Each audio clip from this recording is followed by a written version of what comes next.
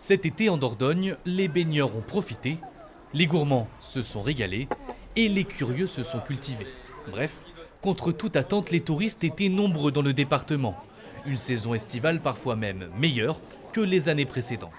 Et pourtant, pas de quoi crier victoire contre la Covid. Pour beaucoup, ça ne compense pas la perte qui a eu lieu en mars, en avril, au mois de mai et au mois de juin. 80% des repas de producteurs, par exemple, ont été annulés. Les grands festivals culturels, Mimos à Périgueux, le festival de théâtre à Sarlat, ont été annulés. Donc si vous voulez, sur le plan économique, il y a quand même des gens qui en ont énormément souffert. D'autant plus que l'arrière-saison inquiète. Le temps presse, il faut trouver des moyens pour soutenir les acteurs touristiques et économiques du territoire. Dans cette optique, la Caisse des dépôts vient d'injecter 500 000 € dans la Semi-Tour Périgord, gestionnaire entre autres de l'ASCO.